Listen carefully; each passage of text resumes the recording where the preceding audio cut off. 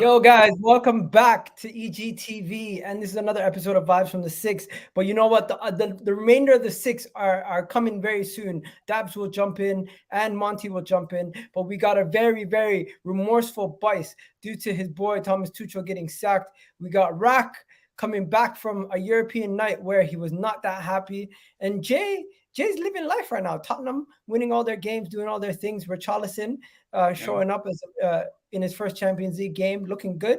Arsenal, after losing to Manchester United, bouncing back in Europe with the B team. So we're looking good. How's everyone feeling? Bice, I'll start with you. You don't feel so happy.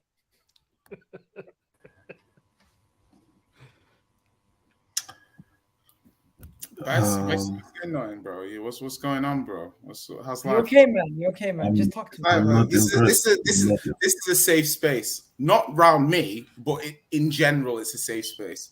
Yeah, no criticism. Don't worry. Just what can I say? Chelsea being Chelsea as usual. Just okay, guys. Can I just say something quickly? Because last week, 2 weeks ago, you were quite adamant that I was wrong about Tommy Two Cheeks, and I was quite. Oh, okay. Is that why he still has a job? I thought so. He's not happy. He's not happy. So guys, did you not want him to lose his job? Do we need to start at Thomas Tuchel? Because we could talk about so many things. We could talk about the fact that there's no Premier League games on this weekend. We could talk about Liverpool. We could talk about Tottenham. We could talk about Man City. But right now, there's only one place to start. When you guys heard the news Tuesday that Thomas Tuchel got sacked, were you shocked? Was it Tuesday or was it Wednesday? It was Wednesday. I was shocked. I'll say I was in Copenhagen. I had a bit of a late night out with the boys and woke up and I look at my iPad and it says Thomas Tuchel sacked from Chelsea. I was like, wow, I did not see that coming because it seemed like at least the PR spin over the summer was that Tuchel was a key person in the recruitment, and it would seem like a bizarre turn of events to like have someone so key in your recruitment then get fired. Now, obviously, there's been some spin point since then, them saying that all of Tuchel's signings were also club signings. I guess the proof will be in the pudding. Who knows? But I do feel a bit sorry for Tuchel because obviously I'm obviously a Chelsea fan, and but I've got a lot of friends who are Chelsea fans. I've got my business partner's a Chelsea fan, and so I've got some sympathy. He conducted himself with dignity and honor last season when he carried the team forward, and he had to answer a lot of questions under difficult circumstances. And I think he as a person, I think he was all right. And yeah, look, football's football, right? You're only as good as your last few results. Let me say what I think about Tommy Two Cheeks. Now, the thing about Tuchel is Chelsea, whilst he was, I just almost think he needs a different kind of profile club. There's multiple issues about the Tuchel situation, and some of them Potter will address, but on the other hand, there's other things about Potter. But from a Tuchel point of view, he lost the dressing room. Like this guy was trying to sell so many players this summer. Yeah, when you think about Ziyech, Pulisic, so many players, you never had enough links coming in for the players that were leaving. So immediately that's a miscalculation by somebody. You ain't gonna sell all these wingers and buy 3 new wingers, but you're alienating all your wingers. So it gets to a point now where we've seen that league form is actually a good barometer for success. And over the last 19 games, Chelsea haven't been good enough. And their form, I think, would put them about 8th or something over the last 19 games in the league. That, for me, showcased that Bowley's done something where I really wanted Potter as our next manager. And he's basically pulled the trigger and given Potter complete control of your FC, more or less. He's basically giving him the keys to your FC. And he's giving Potter the keys that he would not give Tuchel. Yeah, he wants Potter's got that relationship with Tony Bloom at Brighton where they talk a lot interactively. Now Tuchel, he's got form now at multiple clubs for falling out with the board, not getting on properly with the board, not working in synergy with the board. So at the end of the day, we're in a results industry. You see teams like Spurs and Arsenal improving. They can see City disappearing over the hill. So they thought, listen, they think that Potter for the next 5 years is a good fit for what they're trying to do. And I don't think they're wrong. Yeah. So let's just jump straight into it. When talking about Tuchel and Potter, personally, I felt like it was harsh, the sacking in the same breath. And I just want to hear from Bice. Because if you guys don't know, Bice, am I allowed to tell the story? Yeah, you can tell it, bro. I called There was Bice. once a little boy called Bice. One second, guys. Understand, I called Bice at like 4 o'clock UK time. I don't know what time it is for you at that time, but when I called him, 11:15. he didn't know that his manager got sacked.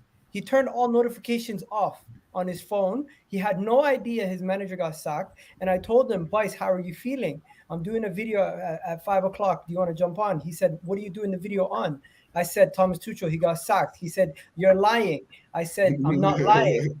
He's like, are you serious? I'm like, yeah. To the point where he said, I need to get off the phone because I can't believe this club never changes. It's been how many years? They never change. Yo, I swear to you, Iga, I didn't know this. Why would they do this? I'm like, how don't you have your notifications on? To me, bro, I was supposed to be watching. I have tickets to watch Shakespeare tomorrow, bro. After I said, Zagreb, I'm not letting Chelsea chest me out anymore. Yeah, after Zagreb, he said he's turning notifications off and he's off Twitter and he wakes up to this shit. But yeah, Bice, take it away. What did you do after that? I called Shocks, bro. I FaceTime Shocks. Shocks is like, yo, bro. I said, Shocks, you're winding me up. I said, what happened? He's like, yo, a bunch of stories being broke about what was happening and stuff like that. So I hung up on Shocks. I called Darko. Darko saying, bro, it's peak. So I read the articles. There was just a lot of stuff that they were revealing, like even the Anthony Gordon thing. Remember we were saying, Tuchel has no idea what he's doing going for Anthony Gordon.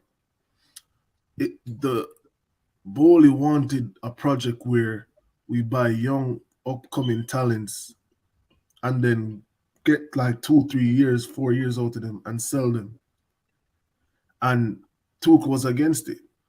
Bowley wanted Ronaldo, and Tuchel said no on several accounts. He said it's going to mess up the entire chemistry of the dressing room and everything if they got Ronaldo. Bowley said, they said that was one of the major reasons why, things started getting tense. Bowley sent him a 4-4-3 lineup. 4-4-3 lineup. And they said Tuchel just hasn't been interested in speaking, like, Bowley wants to call Tuchel on a day-to-day, discuss this. And how American owners are. They want to be hands-on in everything. They want to, They want friends. They want to be friends. And for a guy like Tuchel who, he just wants to coach. And let's be real, over the past summer, there has been less coaching and more recruitment done and more conversations, and he's having to help scout. You know what I'm saying? He's been doing everything other than coach. So it's just like the things that are coming out is poor. Like guys like Ziyech, Pulisic, saying that they want to go. Ziyech is his own agent, so he's gonna have those talks anyway. Christian Pulisic, tell me the last time you guys saw a standout Christian Pulisic performance. Like, let's be honest. Let's just be honest. The FA Cup final, the Carabao Cup final, both clear goal scoring opportunities. What did he do? Missed them all. So I'm saying, like, he scores those. He has directly contributed to us winning 2 trophies. You know what I'm saying? And conversation might be different. Yeah. What is that? Arthur in your background. I'm so sorry. It's Arthur, the savior. He's going to save him. They're all right, Rex. Don't worry, you'll be fine, bro. You got Arthur. I've seen this character. I've no idea what it refers to. So Arthur, like right? If just to let you know, Arthur, this guy, yeah, he's an aardvark. You recognize midfielder, isn't he? Yeah. You recognize this one though. This is how your whole fan base feel, right? And this is actually from Arthur, no lie. Not that one. Where is it? That. You've seen that. You've seen everyone uses that as a meme, innit? I have no idea what that is. You're not seeing it when you're trying to act like everything's fine, but deep down you're angry. You're like, ugh. Oh, right. I've never seen a City fan come on and corn, because it's like because they've got so much. It's like comedians. It's like you punch down, you don't punch up. Do you know what I mean? So like obviously you're doing so well. I've taken it. Trust me. Ask Hussam. Yeah. To be fair, it's not fair on Rax because I like Rax. Rax is one of the few good ones, but Liverpool fan base they've earned the right for me to talk down to them. I don't like bullies, but I'm sorry, they've earned it. They've earned it. And Dabs is go to. Let's just bring it back, guys. Read the room. Bice is still upset. We need to let him have his room. Why are you upset, Bice? Like, what did you not have? Good manager. Guys. I think it's a positive. It's a positive, man. Look, no. Let me explain why it's a positive. Yeah, because I just said this. Chelsea fans will tell me that City haven't got a Champions League yet, and do you know what? They're right. And how many Champions Leagues have Chelsea got? 2 or 3? Two. Right, you got leagues. You won. To be fair, in the last 15 years, Chelsea have won everything. Right, and the same. Although you'll say that you've been successful longer than City, which is true. You were very similar to City before you got your success. We were very similar clubs as far as how many trophies we've won. So both of us are lucky that we've been where we've been. Now the difference is that yes, you've got that Champions League over us, but we've got a more attractive style of football. Now I'm not saying that Chelsea's football is not what's the word? It's effective. Always has been generally. But whatever manager they've always had this certain style of football, right? It might be slightly different, but generally it's not a myth. People say it's a bit boring. But it's been effective, and that's fine. But like, fuck me, ask Tottenham fans. They'd love boring, effective football if it wins them trophies. It's relevant, yeah? And then, so you've earned the right to now be like, do you know what? We can have a few years off winning trophies. Let's now change our brand. And that's the thing with Pep, that people could come in and say City won the Carabao Cup, the FA Cup, and the Premier League before Pep Guardiola arrived. And they're right. We hadn't broke records. We hadn't done it like multiple trophies, but we had won everything. And people say Pep's here to win the Champions League. And I've always said, well, also he's here to improve us as a brand and to make us play more attractive football. So now with Chelsea, as a Chelsea fan, are you not excited to see a manager that might actually start? And this is the thing. This is a big test. Will Chelsea forever play boring, effective football? Or can this man actually come in and get you playing and take you to the next level, improve you as a brand? And I think that's the way you should look at it. Or alternatively, go and get another boring manager, win 1 or 2 cups, get sacked, repeat. I think it's a good thing. Only a good thing. Unless you're just chasing success. Bice, you made a face. What was it that made you make that face? He said take years off. We've earned the right to take years off winning. We're not respectfully, bro. We're not Liverpool fans. So we're not, no disrespect, Rack, but I'm not comfortable with saying we're competing. No, I understand. I think that's a little unfair. It's like the minute you say take years off winning, that just shows me that we're not serious. Yeah, like Chelsea are not serious. Chelsea aren't a project team. They're not a team where you take years off winning. I said a couple of years, by the way. If you need some context on that, I'm not meaning like there's no coming back from it.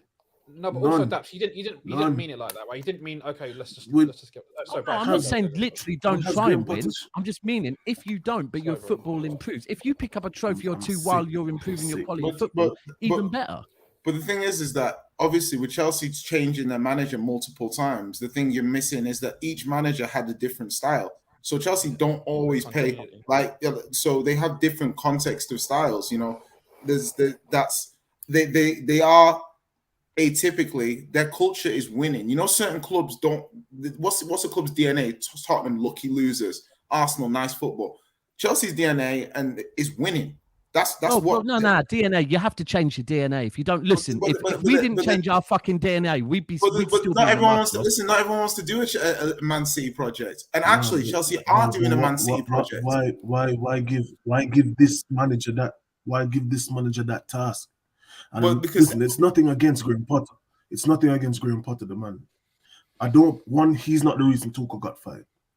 Two, you can't blame him for taking this opportunity. Like, I can't be upset with him. Like, hold on, Bice, why did you say Potter's not the reason that Tuchel got sacked? I think he is. He's not the reason. Tuchel got sacked. He's not the No. Hold on. Let me land on this point because everyone's saying no. He's not the reason.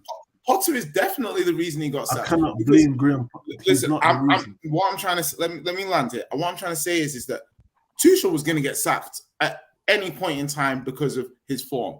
But Potter being willing to come to Chelsea right now at this time is why they sacked him right now. So he is. You know what? I agree with that. I agree with what you're saying because let's be real, yeah. But hear this, yeah. Hear them out, though. They sacked Tuchel, and within hours it got released that Potter's the main guy. That doesn't normally happen when you sack. And his whole team, by the way, his whole team. Exactly. Like for me personally, like Graham Potter and Tuchel are very similar. You know, Potter and Tuchel are similar in the sense that they both play pragmatic football and they both want to control with wing backs and try pack up the midfield and things of that nature. The tactical analysis that the Athletic put out for Potter. If you read it word for word, Tuchel comes into your mind. So it's not of course it's they're similar managers, but I also believe into what Chelsea clearly have done. When let's say the shambles of United, for example, when we sacked Oli, there was no adamant replacement immediately. That could be because of the club's lack of preparation in the sacking. But for me, the reason why I agree with Jay is the fact that they sacked Tuchel and literally immediately we caught wind of Graham Potter going to. Like, why is that all of a sudden? That's because they planned, Bowley and his people planned the fact that Potter will come in. So I agree with him on that sense, in the sense that that's his guy. Potter, Bowley wanted Potter. Do you get it? Exactly. And that's how. And I feel like you also have to remember as well, Bryce. Yeah, Abramovich is no longer in charge of Chelsea. Bowley's in charge.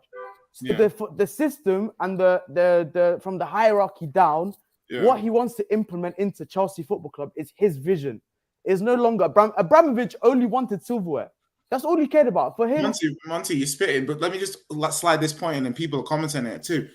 Basically, when you get Tuchel and Potter, you essentially have almost the same manager. Exactly. They have subtle differences in how they play, but when you actually see the stats, I think it's like Potter's a little bit more direct, but his attackers create more chances, whereas Tuchel's defense is more aggressive than Potter's. Potter's is a little bit more passive. And the thing is, it's a statistical. Let him land. I know. Continue.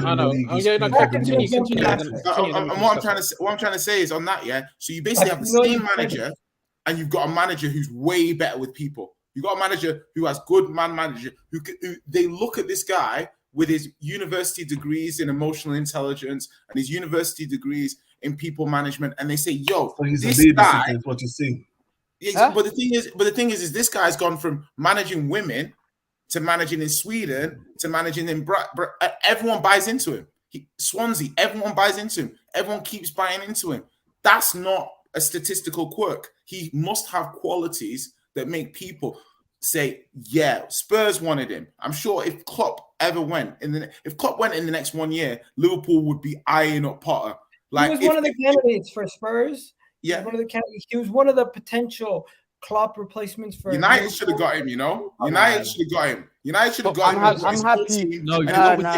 I'm happy with Ten Hag. I can't. Nah. You know what? A lot of people Ollie Ball wins. 2-2 Ollie Ball wins, and everyone's like 10 Hag in. No. What? Did you watch it on Thursday night? And did you know what happened that game and the Liverpool game and the other game? Small players don't start. No. Guys, chill. What is going on here? What? Allow the United slander. Nah, I see you. Let's keep it moving. But guys, Dabs made his point. Jay made his point. Boyce, you're kind of upset, and Rack, you adamantly disagree that Tuchel and Potter are similar. The thing is, when you're carrying out a statistical analysis, you need to make sure you do that from a With similar context. base, right? Yeah, exactly. And the resources and the teams that Potter has managed are vastly, vastly different to the resources that Tuchel has managed. So I don't think you can necessarily say that. No, but just he's because talking about man. stats- You see, But there's mistranslation. He's not talking about where he's managed. He's talking about the actual management profile, like what a manager is. Yeah, but that part I agree with. That I absolutely agree with the soft skills that you need to be a manager in this day and age. Absolutely, like that you can't just be like a a Fergie hairdryer 24/7 kind of guy. You need to have, and even to be fair, even Fergie back in if you speak to some of the players, like you hear what Cantona says about him and all that kind of stuff. You need to have a rule of an iron fist, but you also need to have some people skills. You can't just like go and throw your weight around all the time. So, and I absolutely, I don't know about. I know Tuchel has had some falling outs with hierarchy at some of the clubs he's been at, and apparently that's something similar. Even if it wasn't necessarily falling out at Chelsea, there was definitely some friction, or there was some disagreement in terms of the players, his enthusiasm for the project, perhaps, and the players they're potentially bringing in. Absolutely. That's not nice. In terms of, I can see if Potter evolving and playing a more open, attacking, expansive style, perhaps similar to what maybe Tuchel did a little bit at Dortmund, as opposed to like maybe some of the way that he's played at Chelsea. And I agree with I think Dap said it. I agree with what Jay said. I think long term, sorry, Bias, I disagree with you. I think long term this could be a positive for Chelsea. When Chelsea got bought out, I said one of the things that the biggest cultural change at Chelsea will not necessarily be with the team. It will be with the fan base, because the fan base have been used to over the last 20 years. If there's a problem, go out and chuck 50 million, go out and chuck 100 million, go and buy this player, go and buy that player. That will solve the problem. That will win us trophies in the short term. When you've when you're in a situation where you have to balance the books and you have to be a self-sustaining club, which 95% of the clubs in this world are self-sustaining, right? Not but all, you know what? No, pause. Chelsea. No, boy, rack. 1 sec. I just want one point. One sec. I've got one more thing. To say, yeah. 95% of the clubs in the world have to be self-sustaining. If Chelsea are going to transition to a self-sustaining model, they need to recruit better. They need to identify the right players, and they need to do all this intelligently. That's why. Okay, but pause. No. That's why when they hired Graham Potter came since with the Eden Hazard transfer, Chelsea has been self-sustaining. Wait, Bias. Before that, smash the like, people. Make sure you smash the like. Big up Tabs. You know what we need to understand as well, yeah? Chelsea have been like clubs like United, Arsenal. We struggle to sell players for an actual good fee. Maybe there's that one odd. We had Dan James. They had Iwobi. You see, Chelsea, they always sell players for good money. Whether you agree with the sale, such as like Tomori and such of other players, whether you agree with it or not, they still get money for that player. Do you get it? So for me personally, yes, they've always thrown money at Abramovich. Is money happy? Like he wants to throw his bread at any situation. However, we can't discredit them because every time we look at net spend, they're always low in the order. There's always like 4 clubs above them. So for me, it's like, yes, I hear the fact that they spend bread. I hear there's going to be a culture shock at Chelsea Football Club.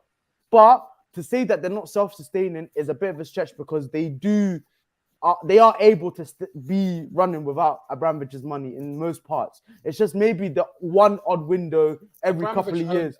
Abramovich loaned Chelsea £217 million. Of course, that was as an accumulation of everything. But what I'm trying to get across to you is that when Chelsea, Marina, a lot of Chelsea fans are divided on Marina, because some say she's excellent with transfer deals. Some say she sells all our good talent for low fees. Whatever you say about her, she always gets the job done. She signs players on low fees. Maybe in the last couple of years, she's had a couple of shoddy deals, such as Kepa, such as whoever. But I honestly believe Chelsea actually have a good transfer model in most parts. Do you get it? And compared to clubs like United, City, even Arsenal. Pause. Not us anymore, bro. Yeah, no. I'm adding you lot into that as well. I'll tell you this. Manchester City is probably one of the best well-run clubs in this league.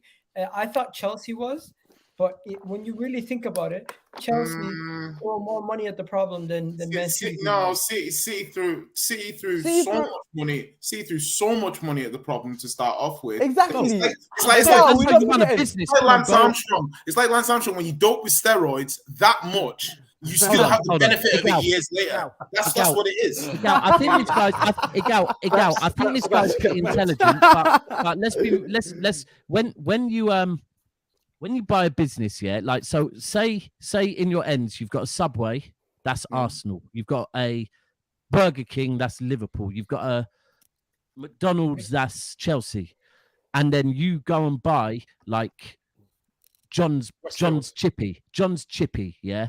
You're not getting like you can't attract the clientele. You're not getting the deals. None of that, right? It's a business, yeah. So the first thing you do is you have a 5-year plan and you invest. If you don't invest, you're going to stay John's Chippy. Of course. So what City did is you're spot on. We threw money at it. I'm not denying that. But we're talking even in Pep's time. Hold on, bro. Hold on. Same way Chelsea did. So when you're talking about the money that Chelsea are making now out of their academy, yes, we had to throw money at it. Let's be clear, we're smaller than all of your clubs. Cool, no problem. So we threw money at it. However, now our model, yeah, we signed Haaland, Alvarez, Ortega, Calvin Phillips, Akanji, and Gomez, and we made over 60 million profit this summer after buying all of them, because we're now selling younger players for 15, 20 million. We're now, and yeah, we did have to throw money at it. So if you're looking at our profit loss over the last 12 years, fine, no problem. But you look at any business when they start, that's what's happened. But we are now a self-sufficient. Of course, now. But that's because, hey, Daps. No, wait, Jay, one sec. Daps, that's because you've had a period of time where. No, you did, bro. When the farmers invested in you 100 years ago. Of course, but what I'm trying to say to you is you guys have leveled out where in the beginning it was lump sum and then it kind of smooths up towards the end. You know what's so funny, yeah? You two are mirror images of each other. You're both the same. Both of you did exactly the same with your academies. The only difference is Chelsea got confused, yeah, about which players to bring through and play and which players to sell. Before, they were so ruthless about it. They had their first team, they bring the player, tomorrow sell. Then Lampard came, they made top 4 and they got confused. The strategy got confused. But in terms of Chelsea and City, identical. In terms but to be fair, bro, you could say we're making mistakes though, because like this summer we gave Mbete, we gave him a professional contract, right? Yeah. Whereas other players we sold with buybacks and sell-on clauses, right? But it looked like we're keeping certain ones, other ones. Yeah. And like, you know what? I could be wrong. Phillips, you could have kept Lavia. Potentially, yeah. When you look at it, and now we've had to loan out Mbete because Mbete, but ultimately Pep's gone and bought 2 centre backs. No, one centre back when we didn't think we would, because that younger we thought isn't the guy. So we've had to loan him out. So we will make mistakes. Let me rein it back. Let me rein it back a little bit and bring it back to Chelsea. First question. We've already spoken about Tuchel sacking, but first thing I want to ask everybody. Hey, Bice, man. Smile, man. Smile. Was it the wrong decision? Because Bice thinks it was the wrong decision. Like, every time we talk about it, somebody talks about this Mute us all. Let him go. It's the wrong decision, bro. It's disingenuous. Bice, man. Take the floor. Please, take the floor. Let him finish. It's ignorant. It's a stupid sacking. There is no defense for the sacking. It's stupid. It makes no sense economically. It makes no sense. It makes no sense at the time, and it doesn't make any sense from even there. Remember, there is loyalty in football, whether we like it, yes or no. Afford the manager who stuck with you at least 2 more games. He hasn't even used a lot of the signing that he has made. He hasn't used him. We want to say this and that, bro. At least before Nuno got sacked, they let him they let him do his thing for a little while to see if he can fix the situation. When Oli was there, look how much time they got before they were taking This guy has the Potter thing. Oh, man. The door is Harry Potter 1. Let's just move on. Okay, Bice. Before we move on from Tuchel, Graham Potter. Are you? I seen some fans saying Graham Potter, English manager, has never won the Premier League. He doesn't have the experience. He's never played in the Champions League. What do you think about those topics? That people are those things, like you've been in the same spaces as me, where people are speaking. Do you think that's a big issue, or do you think it's whatever?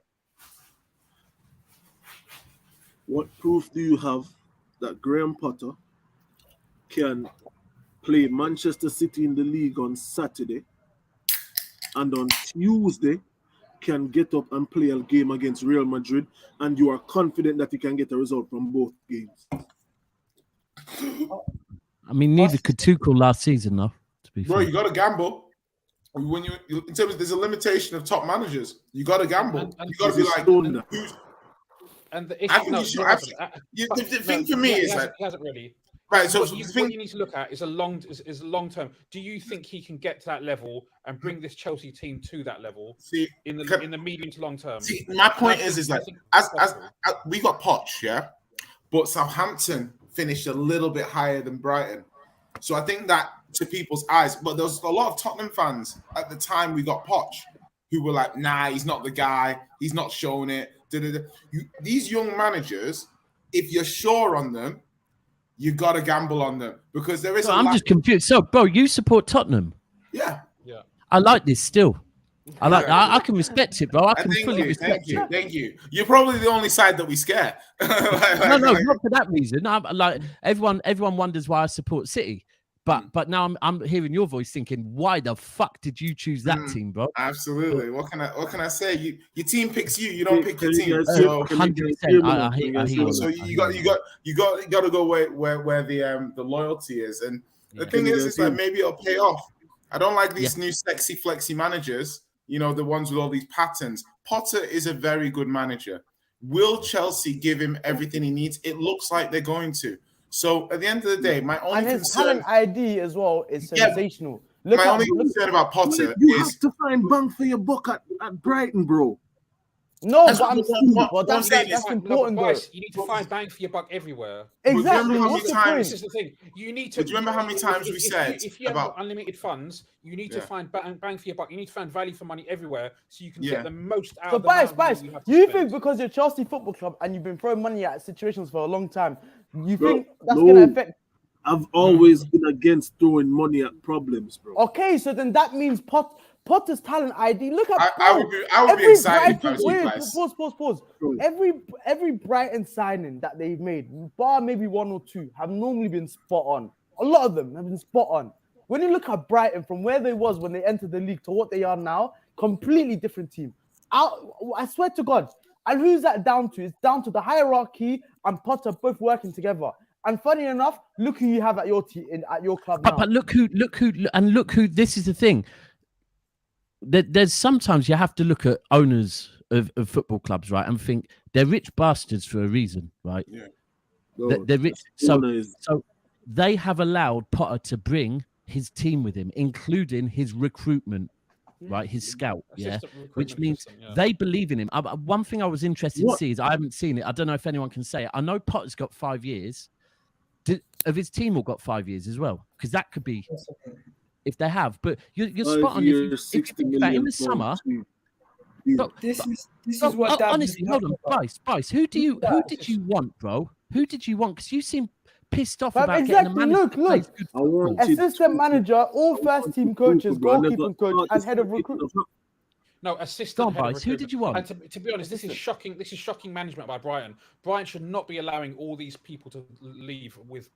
Okay, but hey, Rack. If they all want to go, Rack.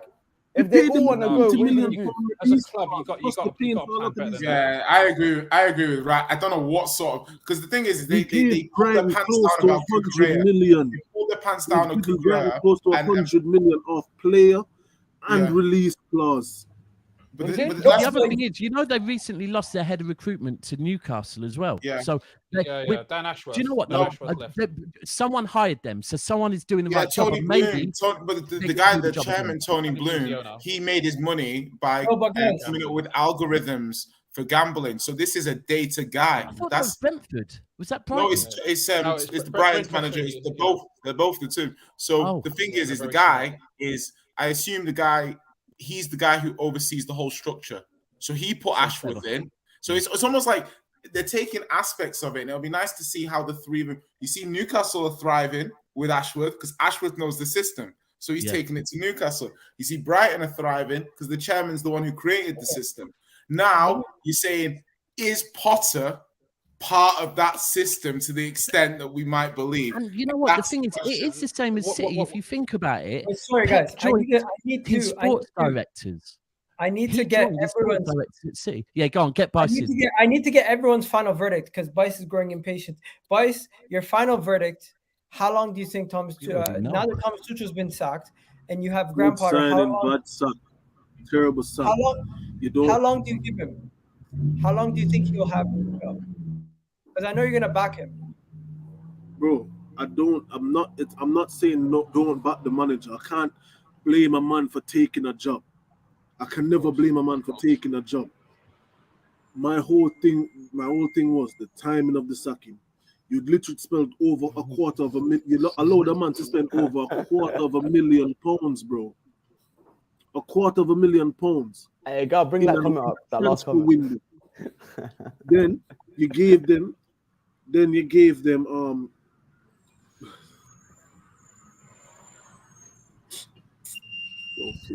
One second. Okay, your Vice. Just give me your final verdict on how many years you think you'll see this manager lasting. Do you think he'll last 5 years? It's going to be a lot of mediocrity we're going to have to accept for the next 5 years. I'm being so honest. And if he lasts 5, I've never seen it. Tuchel of all Chelsea managers, Tuchel's time in charge is the 6th longest. Wow, Jose the first time, Jose the second time. Not Di Matteo. I think Conte. How long was Ancelotti was there for? How long? A season or 2? 2 years. 2 years. Ancelotti was the So if you're counting Jose's 1 season, if you're counting Jose's title as Jose's 2 times as 1, Tuchel in less than 2 years is the 5th longest serving Chelsea manager since wow, that's fucking mad.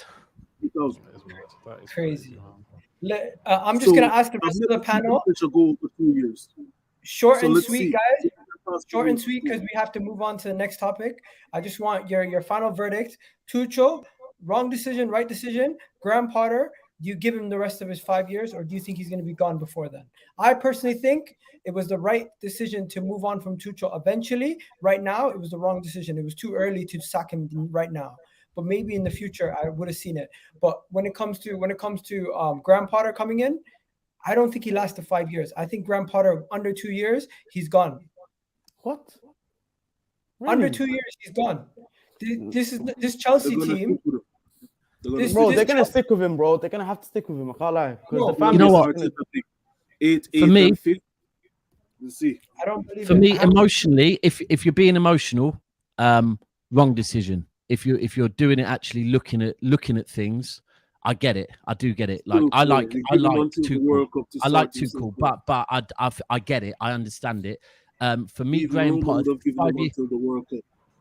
5-year contract. Nah, I don't get why you'd give any manager a 5-year contract. Maybe that is the only way they could get him there. They're not footballers. They're not an asset. Like, you don't sell them on. You don't need to secure them. So, but maybe he would only come if he got that 5-year deal. That security, basically. Yeah. He probably said, "I'll come." Yeah, and he probably, you know what? That's clever. He's going Chelsea. You want to know that you've got that security in it. But I think it's the right move. There'll be clauses in there as well. There'll be clauses in that contract. It's not. I think it could be a good move. I think Chelsea's fans' reactions are insane to it, to be frank. But it's just because they're mostly attached to Tuchel. People are telling me that he's an elite manager. He's not.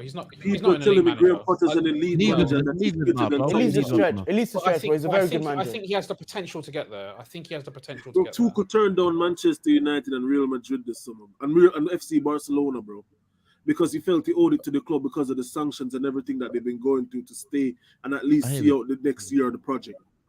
Hey, That's why I get the loyalty. I do get the loyalty, but from a football point of Tottenham view. Zagreb was his 100th game in charge, and he said he hopes he could get another 100. And they did that video. He said, "Here's to another 100 and another." I swear that was a few days ago as well. Before Yeah, the literally. few days Literally. ago. That's crazy. not, bro. That's crazy. Oh, he lost See the what players. you want about He business. lost the Loyalty in football is a thing. Loyalty in football is a thing. Yeah, I You have get your to afford loyalty. to I play. respect that. I do. Virgil what, van Dijk went to Liverpool because he was never sure which manager would manage him. Because he said, if you come in to play for this guy, he's not sure if he can last the end of the season. And he doesn't want to be in a mixed match of systems and his form and value go down. Players and managers talk about Chelsea as a toxic environment for a reason. I hear you. I hear you. Club, and the people in the comment section will get you. I'm just gonna say, Jay. My head is gone. I'm sorry. My head is gone. Over under the 5-year contract for Graham Potter. What do you think?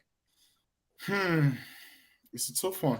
On the one hand, I rate the manager very much, and Bowley seems like he's giving him a lot of support. On the other hand, it's fucking Chelsea, and the fan base is used to winning. So Potter's first season at Brighton concerns me. His win percentage was quite low. I don't know how. But it takes time, though, surely, innit? That's what I'm trying to say. I don't know how easy it is for him to really develop that. But that's the only reservation I'll have about him. I think he's a fantastic pickup.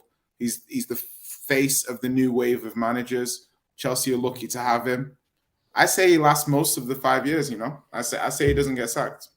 Boom. People in the chat, there's a poll in the chat. Make sure you vote in the poll and also like the goddamn video. Rack, before I know you gotta go soon, so we're gonna change it over to Liverpool before we talk about the postponements. But what do you think? Over under 5 years? Let's try to move. 5 years is a long time in football. I'm going to say 5 years. I think he's a very good manager with the potential to become world class. I think long term this is the right thing for Chelsea now that they're moving away from an era where they've got, where they've had a sugar daddy kind of owner. Look, Brighton are a very well-run club. Someone mentioned Brentford. Probably arguably the two smartest clubs in the division, Brighton and Brentford. Mm-hmm. If you look at where they've come from, Brentford. Who was thinking about talking about Brentford 10 years ago? And they didn't even have an academy as well. They just based on that was crazy. So I think Potter, look where he's come from. I think he's got a potentially high ceiling, but this is the first time he's going to come under major scrutiny week in, week out. And the Chelsea fan base, there needs to be some kind of cultural change there as well, because you ain't going to get overnight success with Potter. This is a long-term project. Boom. And just to take next summer, Eddie Howe and Harry Potter, are gonna have the biggest war chests in world football. It's mad, isn't it? When you look at it like that. But it's good to see. I don't know about managers as well. I'm 1 second, guys. I want to shift it over to Liverpool, but I just need Dabs and Monty's verdicts on this before we shift it over to Liverpool. Dabs, over or under 5 years for Potter? Under, man, has to be. I can't see it being a 5 Monty, same thing. Over. Okay, I did a poll on Twitter. If it gets over, then salute do you know it is over because I feel like after 3 years, maybe 3 to 4 years, he might do something and then they might give him a little extension after that. Yeah, I did a poll on Twitter. Only if you don't win something in 3, then they'll get then they'll win 5 years is a long time. I just want to show you guys. I did a poll on Twitter. Over 2,448 people voted. 488 people voted, and 83% said under. So. Majority 5 years would be longer than any Chelsea manager. That's what I'm saying. Five. Agal, 5 That's years. his contract. That's his contract. No, but okay, but you know it is. Yeah, I feel like 5 years personally. Like I feel like this is what's gonna happen. They gave him the 5-year contract because he wants that security. Because he knows Chelsea Football Club are trigger happy. So as a manager himself, he wants that security. Price gotta go. So they put down the 5 years. What I believe is they probably spoke to him and said, we'll give you the 5 years on contract, but 3 years is what we want to see and what we want to achieve and get to certain places. Yeah. Once we get to that third season, and depending on where Chelsea are, depending on where Graham Potter are, then if there is success, they might extend it and they might give him an extra year on top of his current contract. And then maybe there'll be clauses. I'm sure, like, if there's success, it'll go beyond. But honestly speaking, the way Chelsea move, I really think it's between 3 to 4 years where, like, his shelf line, unless he does really well. Because Chelsea, for them to give 5 years, bro, it's because Graham Potter said, I want security at Chelsea Football Club. Okay, let's just go to Liverpool quickly because I know Rack's got to go. Yeah, I need to make Rack, talk to me. We gotta be quick with this. Liverpool are in extremely bad form. What is going on, and how has this just happened? Klopp 7th season. It's his Is eighth that a season. thing? It is a thing. Mainz, Dortmund, now Liverpool. It's his 8th season. Right. I remember the last time I was on.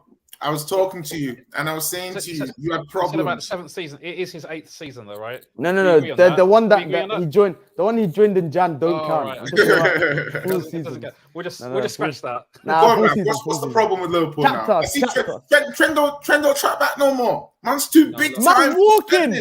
Do you want to see Mo Salah's highlights? Go on. Let's show it. You know, Oh, wow. Liverpool nice. are shambles, man. Liverpool are shambles. You know what? One or two results here and there, I can shrug off and say, you know, they're anomalies, but it is getting concerning now, and I think this season we haven't looked like the team we were when we were all guns blazing at the end of last season. Like in the second half of last season, we dropped 4 points. You know, and we won. We dominated most teams that we played, and we look like a shadow of ourselves. It reminds me of the season where we had all our centre backs drop out, and we were doing some of the same things, some of the same patterns of play were there, but it was just a hollow, empty version of Liverpool. And I've got to say, it is very concerning now. I didn't go into the Napoli game day before yesterday. Oh wow, that was a banging. Yeah, and I can't remember the last time I didn't go into a Liverpool game expecting to win.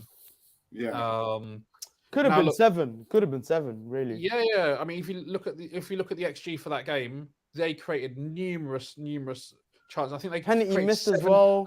I think they can create 7 clear-cut chances. Yeah, missed the penalty too. Yeah, when we beat Bournemouth 9-0, we created 4 clear-cut chances. So that just kind of puts it into perspective a little bit. So yeah, look, it's concerning, and Klopp is one of the highest paid managers in the world, and it's down to him to get us out of this situation. I don't blame him completely. I think to some extent that the players are not playing. They're not playing with the same intensity. They don't seem up for the fight in the same way. And I mean, it's concerning when Klopp comes out and says he doesn't really know why that's the case. Although he did caveat, they were saying that he doesn't know why that's the case right now. So I'm sure they're going to be working. He's one of the best managers in the world. I still trust him to figure it out. But look, the season has started in a very underwhelming, not even underwhelming, poor fashion, and not what we were expecting at all. Rex, I don't know if it was on this show or on one of the other shows I've done recently, but my thing is that there's a saying that form is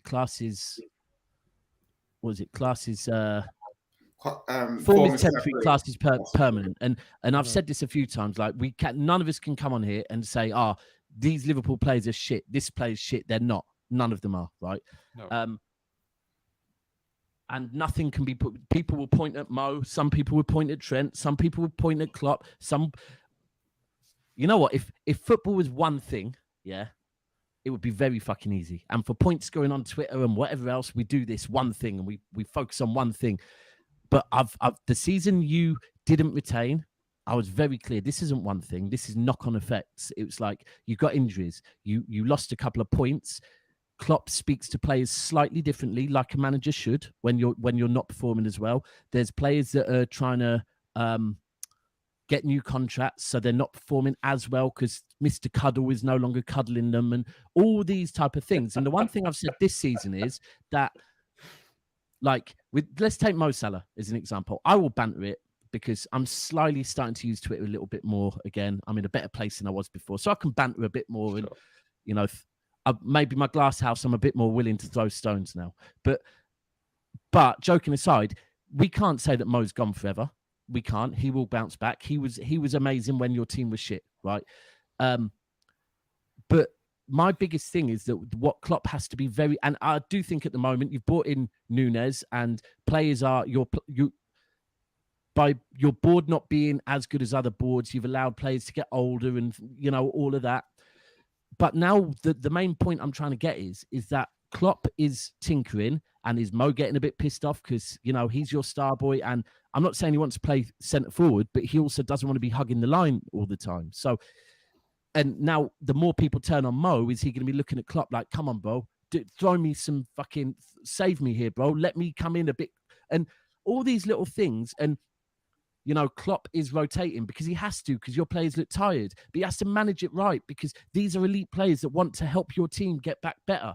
And if they're not feeling the way he's speaking to them, Trent might not run as much. And this is my issue.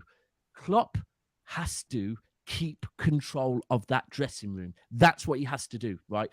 Over everything, because your squad is good enough to get top 4 easily, bro. Like, you can't go from there to there we easily. Will get top 4. But, we will get top 4. But I don't have any what I'm saying is the way it's going at the moment, it's like it's getting worse and worse and worse. And the bit that sums it up for me was the 4th goal.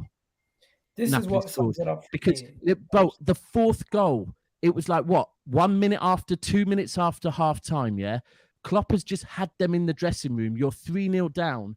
Jurgen Klopp, like, he can motivate your players more time. What happened in that dressing room that you came out, and he just needs to, and I feel for him a bit because I watch Klopp interviews when you lose or drop points because I like to see his passive aggressive side come out. But the last couple of games, it's not coming out because it's almost like he's tactically trying to get to grips with what's going on.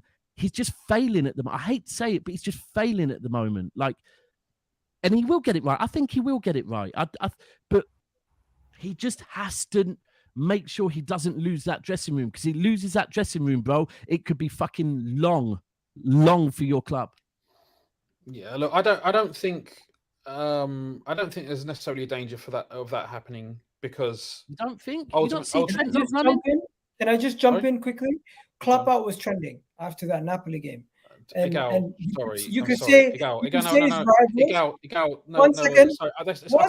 Mate. Let me finish. We have to speak on it. Let me finish. You can say it, but I know saying KloppOut trending is just nonsense. Who gives a shit? No, but it was as much as you want to laugh about it. I'm not laughing. I'm taking completely and utterly seriously. Klopp is not going anywhere. I understand that. There's no great groundswell. There's not even a tiny groundswell of the Liverpool fan base. Understand that this is for journalistic purposes. We're talking on a football channel. We're talking about everything that's going on. Even though you don't agree with it, there's going to be people who don't agree with you, such as this guy here who tweeted this. He said 800 million spent, 8 years. 8 years, 1 UCL, 1 FA Cup, 1 Premier League, and he didn't even include the League Cup, of course. So or the World Club Cup, or the Super Cup, or the Super Cup, or any of those. Yes, he's only included those 3 trophies to make it look a little bit worse. And he said enough is enough. And you know what? There's a lot of people who disagree with him. Though? Really, is that enough though? And there's some people. Seven bad games, and it's enough to get rid of someone that's won you all them trophies. No, but you know what people are saying now? Klopp is under a little bit of pressure for the first time in years. You know what? Pressure, absolutely. He's the manager of one of the biggest clubs in the world, right? He when he signed that contract, when he first walked through the doors at Anfield, he signed up to that pressure as well, and he signed 2 other contracts since then. So it's not like this should be a surprise. Klopp has to find a solution, and he is under pressure to do so. But I don't. If you ask 100 Liverpool fans, I'd be surprised if you found one person saying KloppOut. Okay. Okay. You know what? I heard some people say at the beginning of the season, verbatim, if this season we don't win either the Champions League or the Premier League, then I'm going to be Klopp out. That's what I've been hearing. Well, I said last season, if we don't win the Premier League or the Champions League, it's a failure, right? And you can arguably say that last season was a failure, but at the same time, after last season, I enjoyed myself as a football fan. I enjoyed it so much. Like, even though we didn't win the league, even though we didn't win the Champions League, we had some great nights. And we obviously sound like won a Tottenham couple of trophies fans. as well. Sorry? You sound like a Tottenham fan. No, because Tottenham fans they're not winning anything. But that's the point. That's the point Jay, with respect, this is something. I'm talking seriously now, right? I I'm understand talking seriously. What's okay. Hold on. No. But what I'm saying is that I made an assessment at the start of the season, and I'm backtracking on my assessment because for me to then now turn around and say last season was a complete and utter failure. How can I do that when I say that I enjoyed last season so much? That's also a weird thing to say, right? Because the two things don't tally. Do you enjoy failure? I don't think anybody really enjoys failure, right? So yeah, but I said the same thing this season. We are one of the 2 or 3 best teams in the world. I think at the start of the season, I said that Man City and Real Madrid are the only 2 teams that I think are in the same league as Liverpool. Since the season has started, we have absolutely not proved that we're up to that level. Yeah, so I was just saying you sound like Spurs because that's the sort of thing that I said after we lost the Champions League final. And I said after we finished second to Chelsea in the league. So I'm not being disingenuous or anything. I'm merely saying that once you start celebrating the near misses, it's a slippery slope. We also did really well, though. We were within 2 games of a quadruple. I understand what you're saying, Jay. But sorry, Rax, I agree with you because I've even said this season that I still kind of, obviously I might start changing my mind soon, but I still think that you have it. It's proven. So I have to go that you are the ones that can push us the furthest. You know, Tottenham rock up to the Etihad should have been smart, and then we can consider other things, but we have to go with the way it is. So I do get what you're saying, but I also do hear the thing that, you know, there's things when I hear things and it's like people are clinging on to little details that shouldn't be clung on to, right? Yes, you were 2 games away from winning the quad, but I think, was it the season before that we were 3 games from winning the quad? Because if we would have beat Chelsea in the semi-final, hold on, let me finish. If we would have beat Chelsea in the semi-final of the FA Cup, won the final and won the Champions League final, we would have won it. Now, no one looks back at, hold on, let me finish. No one looks back at that City team and says they nearly, what they do is they say this is what City did that season, whereas Liverpool's constantly. But City are one of the top 3 teams in the world.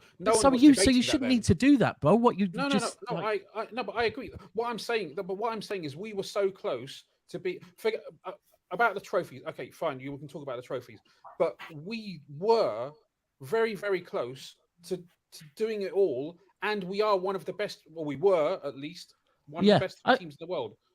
You were. I think the thing is, right, and this is where when you didn't win the Champions League and someone wanted me to smoke, I can't remember what channel it was, someone wanted me to smoke Liverpool. I said, I'm not going to, because all I'm going to ask is that maybe Liverpool fans that will always say Klopp is a better manager than Pep, and this isn't new Rats, but there's a lot out there that were. They won't answer the question now, but they were. And it was like, they wouldn't listen to things like the fact that we have tried to compete in every single trophy since Pep has arrived at the club. And these things are relevant because that makes your manager, your players mentally, physically tired, right? So Liverpool have tried to do that for like 2 seasons and now your players look knackered. So all I was saying is, right, so when you're looking at managers, because we can't judge players or managers on a couple of seasons. We have to judge them on their whole career, right? And so this is why managers like Pep and Klopp need time out sometimes. But even with like this season, for example, and this is again, if we're having the Pep Klopp conversation, right now, it's very clear to see that Henderson has is not performing. He looks like his legs have maybe gone a bit, and Milner the same thing, right? And is it coincidence that they're the two guys that for seasons have been bailing out Trent's defending, right? And I'm not here to slander Trent because for me, we know Trent is not that great defensively. That's fine. In the system, he does a job better than most can do, right? But he's got these two men cover him. All of a sudden, they've dropped off, and there's an issue. But here's the difference. So, and Klopp doesn't know how to get over that. I've already watched this season. We have an issue at City. The issue is that Cancelo defensively is not that good, right? But going forward, he's amazing. We need a very capable left centre-back to cover him. I saw it first two games, especially with Cancelo playing inverted. We need Ake to get over there because he's pacey and cover. The minute Ake got injured, Pep went out and bought Akanji because he can do it. And this is the difference that Pep is noticing. And because he's tactically amazing, he's like, this is how we get over it very quickly. And this is where right now I think Klopp's struggling because he's having to change the way he's playing. And I can see it in his mind. He looks confused. He looks like, I want to get this right, but it's... and that's what it is. I think, can he do it? We don't know. But I honestly think maybe the board for not giving him more backup. But I think Klopp as a manager is really being tested right now. And this season is going to make or break Klopp. I really believe it. Really believe it. More than you can imagine. I've been quiet on this. I don't know about the make or break, but yeah. Go on, carry on. Go. I've been quiet on this. I don't think Klopp is going to get sacked anytime soon. I do think there's a lot of injury issues. And you know what? The blessing in disguise is that these games have now been postponed. Liverpool now have more time to regroup, get some of their players back and fit. I need next week's play though. And you could definitely. Jay, how do you feel? You're a Tottenham fan. How did you feel about tomorrow? Because I've lost 80 quid. I've managed to move my hotel. I'm like, listen, you're our whipping boy, isn't it? So like, I'm joking. No. It's what it is. I think we would have rocked up and beat you. To be fair, do you know what? It's mad because if you would have asked me last weekend after the draw, I was worried. I was proper worried. Yeah. Especially Walker apparently might be injured. He didn't play midweek. Walker will be fit now. I would have loved Son. Yeah, Son and with your pace, that was massive to us because I've just been speaking about the pace down the left. But then midweek, Akanji looked very capable, so I was a bit more confident going into the game. But the last time Kulusevski played against Cancelo, he destroyed him. Destroyed him. Let me ask you guys this: are you guys kind of gutted that you didn't get to see this matchup because you're not going to see it until after the World Cup now? For me, it's weird because it's like I'm sure City, both of us are in decent form. Both teams, like somebody's had to go. So for me, I'm like kicking this game down the road for whenever that works for me. Next week, please let next week play because we've got Leicester at home. I'm out of pocket. I'm not gonna lie. I'm a little bit. I've managed to move. Obviously, the club will move the ticket. I've managed to move my hotel. I've managed to move my hotel. Yeah, Rax, bless. I've managed to move my hotel to the Southampton home game. But then the train ticket, I've just had to take the L. And that's one of the things, just quickly, I know you touched on, I think, the rest in peace to the Queen at the beginning. We haven't actually gotten there yet. Yeah. I was literally just going to get there right now. So, yeah, obviously we know about what happened. And, of course, Dabs, you want to take it away? Because I know you... Yeah, I mean, we spoke in depth on Terrace about it earlier. And firstly, let me be clear. I'm not a royalist, but I'm also my mum was and my nan was, and I respect my elders. And she was a grandma, she was a mother, she was a great grandma. And you know, it shows us all that, you know, everyone passes away. We should never be disrespectful, whatever your opinion is on someone, even if you've got the biggest op in the world. Once they pass away, that's it. Yeah, you don't speak on them no more. For me, that's my opinion. Look, and any thoughts on the country we live in? In my opinion, the Queen has not been running this country for a very fucking long time. There is an institute that runs this country, and that institute is dog shit, right? That institute is horrible, but the Queen works for that institute, yeah? For me, she's an old lady. She's a grandma. So people that are being disrespectful, bit more respect. One of the main things I wanted to add to that is that obviously the funniest thing is when the Queen ran the country, like most of the people who were being disrespectful weren't even alive. They don't even know what was going on. They don't even have any experience. Yeah, and when I'm seeing that, like they're saying things like she did this, I'm like, bro, she has not been doing much for many fucking years, bro. If I'm her age and still alive, then God bless my soul. I'm not going to be able to run anything. I'm just gonna. But on it, on to this steps.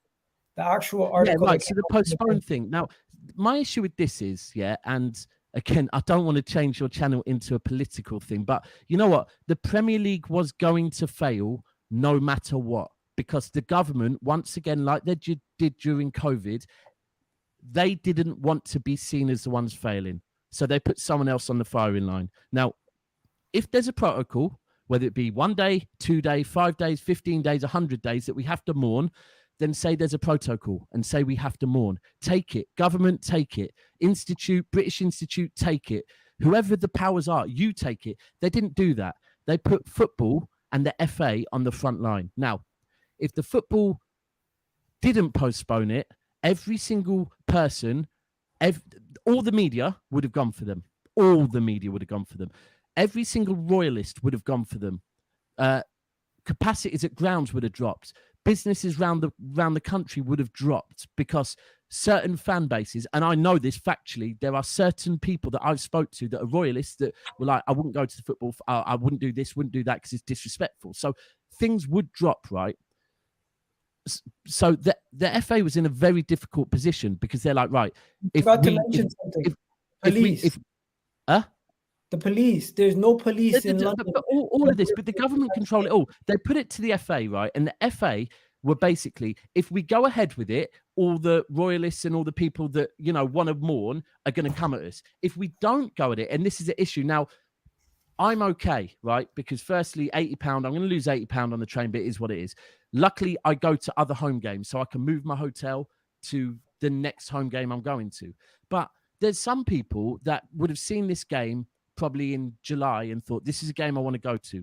They've saved up. They've spent their money on a train tickets. They've booked early to get the best possible price. They've booked a hotel. They've paid up front to get the best possible price. This is the only game they're going to. And now they're out of pocket. And this is where the government hasn't,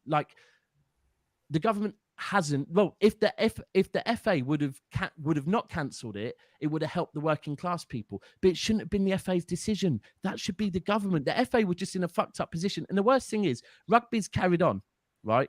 But rugby won't get knocked like football because rugby's not a working class. It's not big time.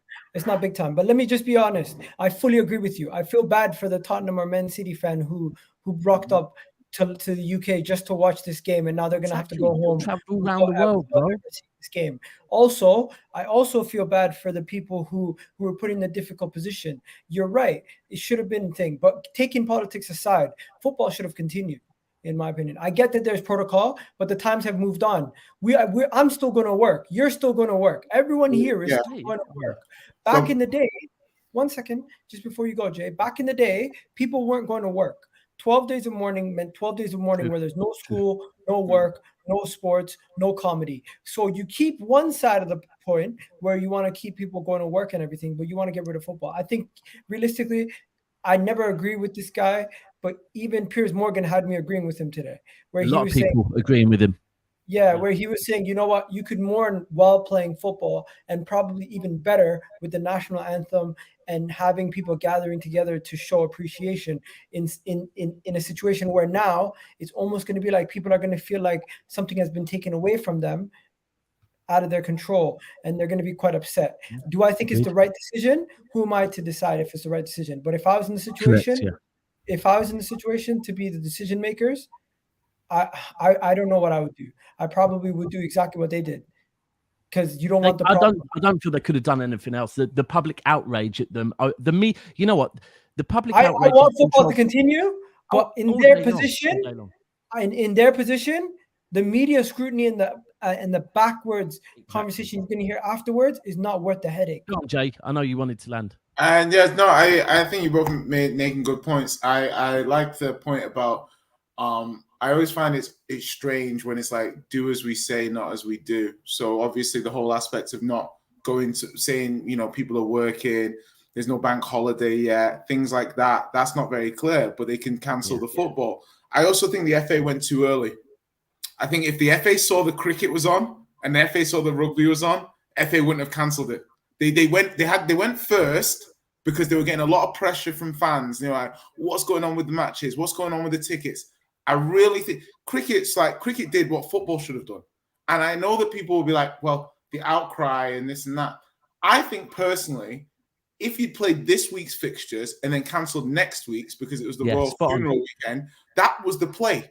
Because now there's a good chance we'll cancel next week's fixtures, but now you've got 2 weeks of fixtures to fit into the season. So they're going to need to extend the season, essentially. And what you just said was, again, so I was like, can I get my money back for my train ticket? And everyone was like, yeah, it's fine.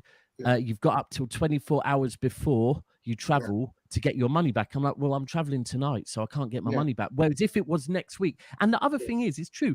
If there was a set thing where, right, next Saturday, there's not going to be games, everyone's going to be like, right, cool, that's the day of mourning. Whereas at the moment, like you said, everyone's like, I don't know what's going on. No one knows what's going on. You know, I do bank holidays, and you touched on it.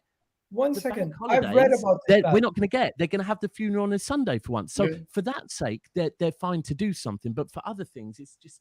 But the most important thing, we have to bring it back to, you know what, someone that, whether you're a royalist or not, she was been managing this country since she was 25, managing.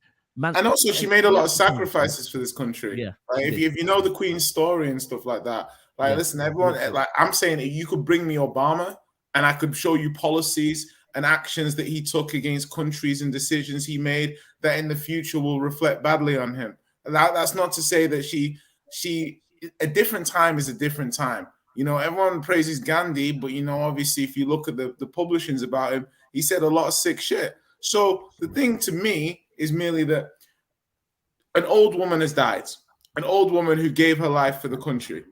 Those are the only facts that I know specifically. But I'm not a stressor of saying, oh God, fuck the Queen or fuck the establishment, because fucking the establishment is more than just a woman that was born into this and stuff. It's about an establishment, societal mistakes that the government has made and then has doubled down and tripled down and quadrupled down.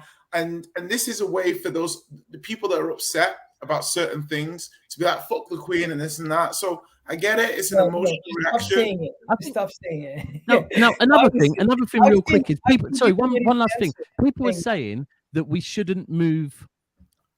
You know, we shouldn't have moved this like because of the World Cup, right? Oh no, we shouldn't have done this because of the World Cup.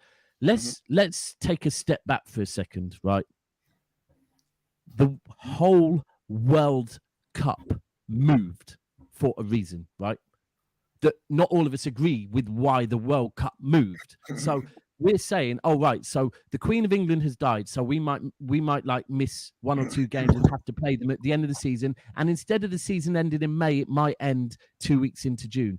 And we have public outrage over that. But the World Cup moving from the summer to the winter, everyone's cool with. It doesn't really add up to me. Like we have to. No one was cool with the World Cup moving to the summer, but you know, it didn't cause this outrage, bro. People were pissed. What do you mean? Listen, the difference is, but Igal, there was no sort of divide and conquer there. Whereas right now, again, this is causing in this fucking country. Because you're living in the here and now. When Qatar got the World Cup, there was outrage. People were saying they paid money, they cheated, they did this, they did that. It was a scandal. But you want to know something? But did it create divide and conquer, bro? Was there two sides going at it? Because at the moment, how is this today? There wasn't two sides. If we deep it, bro, what's happened today from this year is on social media, it has once again became a race argument, which is it's fucking divide and conquer, and it's bullshit. No, because bro, when it comes to Qatar getting the World Cup, no one on the Qatari side is arguing with Joe Schmo on Twitter because it's like we got what we wanted. They don't care. You know what I mean? You're arguing with yourself. If the Premier League has to go on for 2 weeks, are we that bothered that it goes on for 2 more weeks extra? Listen, the Premier League will go on for 2 more. It will be off for 2 more weeks because there is no way in hell that they're going to have a funeral the same day as Crystal Palace and Brentford playing in London. It doesn't. It's not going to work.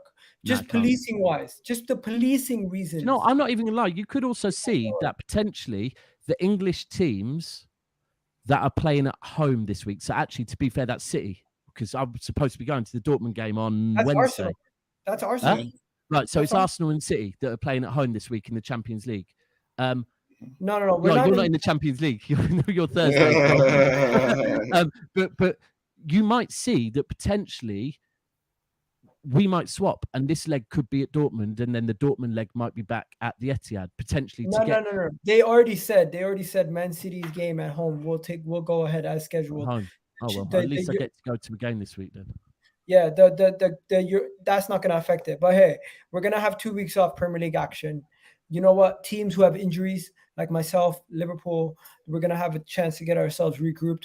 Graham Potter, advantage to Graham Potter. He now gets to train his players and actually get some notoriety and understanding of his players. And yeah, when it comes down to it, Arsenal's going to be top of the league for another couple of weeks, Dabs. We're going to keep it warm for you. Well, I think the thing is, I've not had the luxury and an opportunity to laugh at you for failing your first major task of this season, Igal. You know, obviously you've been very vocal about the progression of your team, the improvement of your team, the fact that the naivety of your team may have been left in the past. You know, obviously I was vocal about the fact that we beat you to top 4, but I've had to hear a lot of stuff about Spurs, despite us having a harder start to the season than you and going away to our rivals like you did, and we didn't shit the bed. Now, I want to understand about Saliba too, because I feel like Marcus Rashford is probably the best forward he's faced so far, and he failed the test quite spectacularly. I notice you've not been active on Twitter about that, because, I don't know, you might have your reasons. So I'd like to hear from you now, Igal, the fact that you guys failed in your first major test this season. You showed the exact same inadequacies that you had last season, in terms of you dominated the game, you created chances, you were in charge, and then you threw it away.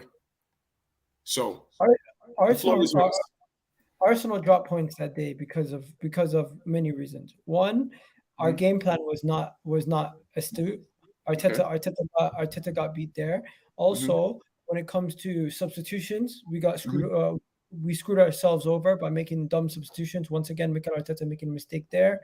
And I'm not going to put it all on Arteta. I'm also going to look at individual players and say, you know what, we were not clinical. We did not take our chances in Saka and Odegaard. So in the night, we did dominate possession. We did control the game, but we didn't do much with it, because realistically, I can only name 5 shots that actually went and were actually clear-cut chances. So in a game where we scored 1 goal, we had 5 clear-cut chances where Manchester United had friggin' three chances that were so easy for them to score, because they basically were walking the ball into the back of the net at some points. And it's just that was the difference. They were, you know what the difference was for me, Igal. And I like Igal. What you just said there, that's the Igal that people. It pisses me off when people see Igal and say certain things. But that was fair. That was a good.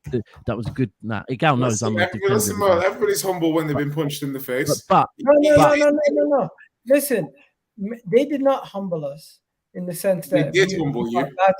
You know what? I feel like the only thing you could say they humbled us in was the fact that we thought we were going to go over there and win, and we lost. Bro, listen, you know, I'll be 100. Do you know what I think? The biggest thing it showed you, I hate to say it, is because it pissed me off, to be frank. When I watched the interview with Ten Hag after the game, and there was positives for United in the game, like Bruno's 2 passes, unbelievable passes, like amazing passes, amazing vision, great. Like, I don't expect that from Bruno, but they were good passes.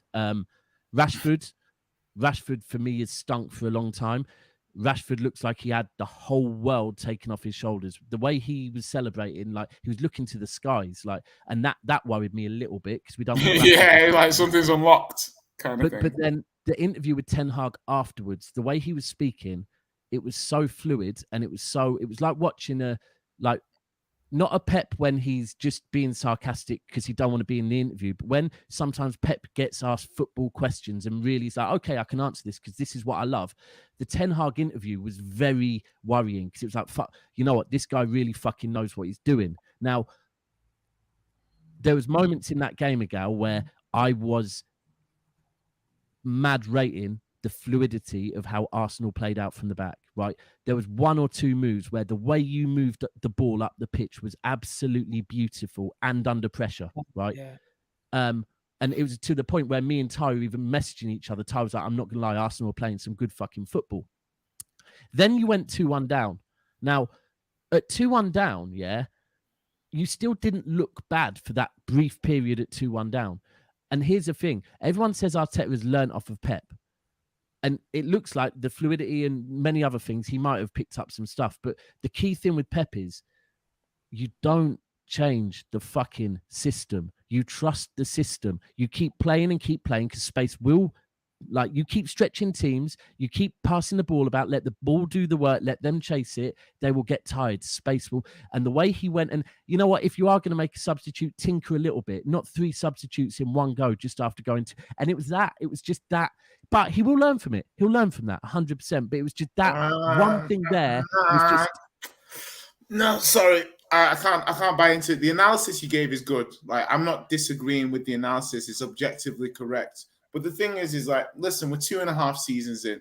I'm not buying this nonsense anymore. Like, I'm not giving Arsenal the luxury of saying you're going to a United side that got packed 4-0 early in the season. Yeah, okay, they've rebuilt and they've gotten better. Casemiro's still not starting. Still the same team. If my team, listen, I might be setting myself up. Casemiro's not all that. But listen, my point is Igal, this is where you need to be careful. Those type of moments there. Dabs. There's points. That'll be clipped off. 1 second. There's points when you think I'm bantering, but when I'm saying Casemiro, I know you're not bantering, but that's where you need to be careful. I think things, but I just don't leave receipts. You will see.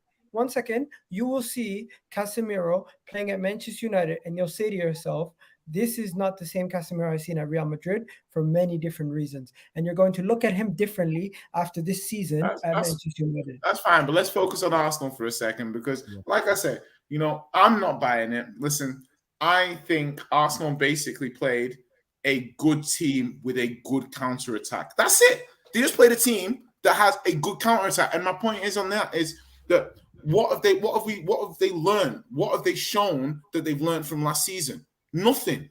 They've not shown anything that they've learned. But this is the thing, bro. That's what I'm saying. There's the difference. Ultimately, we're comparing Ten Hag, who is I'm not saying that. I'm not talking about Ten. I want to focus only on Arsenal. There's levels apart. Ten Hag and Arteta. Yes, how many seasons? Hold on. They're levels apart because how many seasons? My point in there. What do you mean? Sorry. Just let me say, how many seasons has Ten Hag been managing? I don't know. Right, that's what I mean by levels apart. Anyway, Jay Land, sorry. So basically, what I'm trying to say is that Arsenal can talk about we dominated this and we did that, and I'm not buying it for me. For me, I look at it from the point of view of saying, what have you learned from the defeats to Newcastle last season? What have you learned from the defeats to Spurs last season? Absolutely fuck all, because you're not taking your chances when you're on top and you're conceding sloppy goals on the counter. I need to see Arsenal put in these. Palace away was a good result, great result, but I'm countering that with that. It was the first game, and Palace hadn't had the opportunity for a proper preseason. They had players out. They half the squad didn't go to USA, so that's an asterisk to me. The rest of the games they played Fulham, nearly dropped points. They played other games, nearly dropped points, and everyone's talking about how great. Yeah, they look good aesthetically, but that soft underbelly when Partey's missing, it still exists. I haven't seen anything change there. Let's see them step up the amount of games every week. Yeah, I'm seeing Jesus and Odegaard playing Europa League minutes. I thought these guys were going to be expressly saved for the Prem. Let's see how these guys deal with more legs. And for me, I think Chelsea getting Potter and United beating Arsenal are two terrible bits of news for both Spurs and Arsenal. But you know what? Here's the thing on United, because I think you're spot on, and I've said this from the start. But it doesn't and mean I said it last season. Lost to Sociedad in the Europa League the next day. No, but that's exactly what I was going to say. And this is the issue where I can compare United to Arsenal, that Arsenal's best 11 on their best day, and I said this last season, and I said it all summer. Arsenal's best 11 on their best day can compete against Manchester City on a bad day, right? Whatever team we play, right? Now, Man United on their best day with their best 11 got the better of Arsenal, right?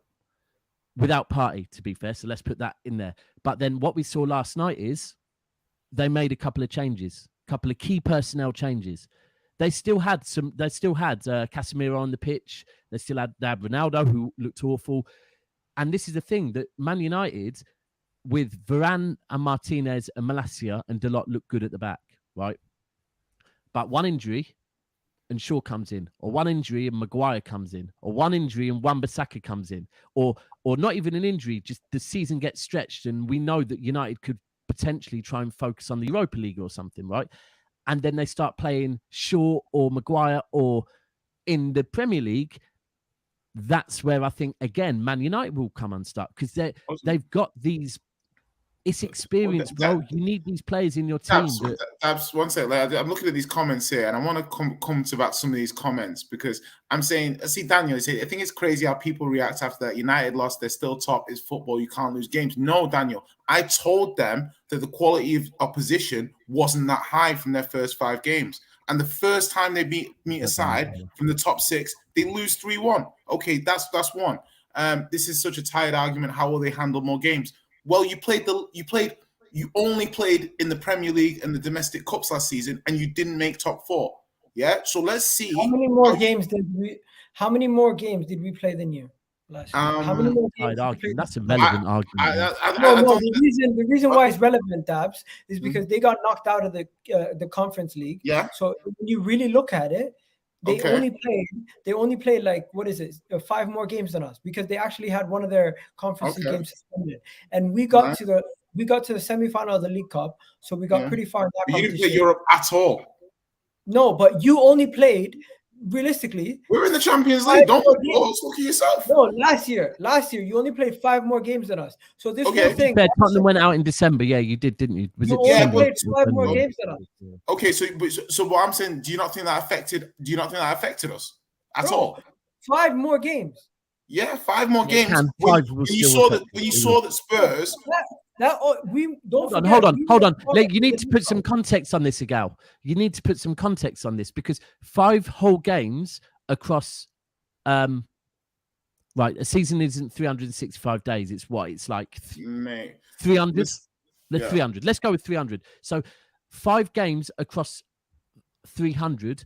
No, it doesn't really. But if you're talking, that's 5 games in a 40-day period, exactly. Season, that's what I'm saying. That's the difference. Arsenal had huge gaps. That could be a midweek break or not a midweek break, ultimately. Arsenal had huge gaps last season between their games. Go on, man. When did you get knocked out in the League Cup? Because you got knocked out of the FA Cup the round after. When did we get knocked out of the League Cup? I think maybe 4th or 5th rounds. Because we went to the semi-finals. Okay. So that is another 3 games. Okay. I'll be 100. I'm not talking about last season. I'm saying that this season, when it gets to the business end of the season, it affects even more so with the World Cup and everything. It's going to affect all of us, including my club. I think we're a bit short on players. I agree. We definitely benefit not being in Europe. Yeah. But at the same time, when it comes to everything from last year, is either being used against us. Of course, you didn't make top 4. Why shouldn't it be used against you? You didn't make top 4. It should be used against you. How long? Until you make top 4. How long? Listen, there's going to get to a point this season where mathematically we're going to be a lock for top 4, and people are going to have to shut their mouths up. Because listen, you said this last season, bro. It didn't happen. No. But I'm saying this year we're getting top 4, and I'm very confident. I'm very confident. I'm telling you, this season Spurs are getting top 3. So you're still. I don't care. I'm good. I don't care where Spurs finish. Realistically, I don't care if we finish above you or below you, whatever. You just need to finish the Champions League spots. Yeah, that's it. Because I'm focused on my team's progression. I'm not one of these people who are. So you're saying with chess you're going to finish above Potter, Chelsea, and Ten Hag's United? With chess you're finishing above them.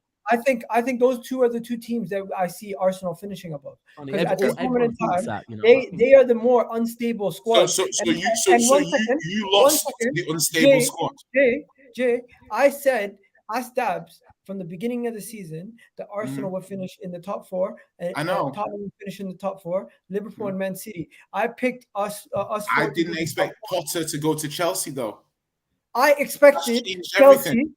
as Dabs, I expected Chelsea to have a tough season, especially with the lack of direction in the window. But now they've I got knew Potter, who's a resourceful guy. My prediction on them No, has I changed. don't think Graham Potter is going to be the solution like that. I think they know bringing in Graham Potter, top 4, yes, it might be expected, but at the same time, if he doesn't get it, Why are you so confident, Igal? I'm confident in my team. Yeah, I'm but looking at why? everything around me, and I'm But why? confident in my team and how we're set up and what we have Okay. to our disposal. Okay. Everyone looks at Arsenal, and as Dab said, I'm not going to do this on my day thing. Manchester United, realistically, they're a bogey team. Away from home, we struggle to beat them. When they come to our ground, we beat them. Chelsea, we're their bogey team. We beat them on a regular basis. Tottenham, we have this thing where we take points off each other. Yeah. And Both beat each other at home. right? And then when you look at Man City and Liverpool, they've whooped us in the league week in week, year in, year out. The rest of the league is our focus. We need to be whipping these other teams, and that's what we've been doing. So you take it away from us. Who's the best team you played apart from United?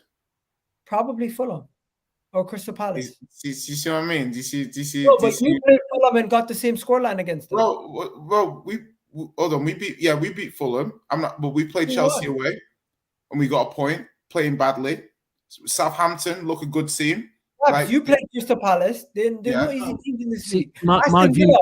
We beat Villa. My view, but this is my view. This is my view to I'll be honest, to everyone. Like, I've had Ladimus telling me that Chelsea are easily going to get top 4. You'll tell me that. To be fair, United's fan base haven't so far, although I sense it that deep down they think it, but they haven't been that bad yet. But my view is, and you just spoke on my club, when people are saying we've already won the league, I'm like, well, we're currently like joint second with Tottenham. We've dropped points against Newcastle and Aston Villa. So people are saying, yeah, but, and I'll be honest, I don't believe we've clicked yet. We haven't fully learned how to play with the number 9 yet. But I don't believe this. I think this season is a fucking hard season because I think the levels of every single team again have improved. And this is why I don't want to talk about when Arsenal played Tottenham or where Tottenham played Chelsea. I think anyone can fucking get it. That's the whole thing. In this league, anyone can get it. So anyone that's saying anyone's getting top 4 easily, I hate to be the arrogant one, but I do believe we will get top 4. But you know what? If you actually want to switch but if you want to switch it back on me and say, yeah, but bro, I'm doing what I'm doing in it for my own reasons. But if you want to switch it back on me and say, no, you might not because anyone can get it, I do get it because we've dropped 4 points this season. Like anyone can get it off anyone. So I don't think any one team can claim easily because we don't know yet. Like, we don't know how Potter's going to do it at Chelsea. We don't know. You know what? I'm just going to have to wrap it up here. But before we wrap it up, the next game we play, bro, is most likely going to be the North London Derby. Yeah. And my thing is the that game you play, Dabs, is going to be the Manchester Derby. Listen, all I'm going to say to you, Igal, is you guys, like, that's a game that I can be okay with us losing because I think Arsenal away is a tough game. But if we take anything from that game, that's huge for Spurs because this is and stylistically, your stadium's rocking. You know, I always expect to beat you. If I go, it's over a stadium. Pardon? If I go, it's over for you. You're a good luck charm. I've never been to a game where we haven't scored more than 2 goals. And you must have been going for too many years then. I know, yeah. You must have missed that. You must have missed the running. I've been to West Ham 1-0. Last year's North London Derby, Leicester game. I've been to obviously Sevilla, which is a preseason game. I've been to a Brighton game where we won. So it's like it's been a minute. You haven't been to see you play us yet, have you? I've never seen Man City. You better avoid it, bro, because your good luck will run out. Anyways, we're gonna wrap it up here, guys. We've been going for a minute. It's been good. The league is not over. Don't sleep. Tottenham challenge this season. Ooh, that's an Arsenal fan. I like you, Thunder Road. Thank you. Thanks, Black Jacket. Always a pleasure. He's a City fan, bro. Thunder Road's a City fan. I know. I thought he's an Arsenal fan. No, I swear Thunder Road's City. I swear he is. Anyway, just say quickly, Never Fail 10:30 fan call-in show as well. So make sure you're there. Myself, Cass, and Mo is back. So anyone wants to get their views in, Never Fail at 10:30, please. Yeah, and I've redirected it. So after the show ends, go over there, leave them a like, and make sure you let them know that we sent you, of Perfect. course.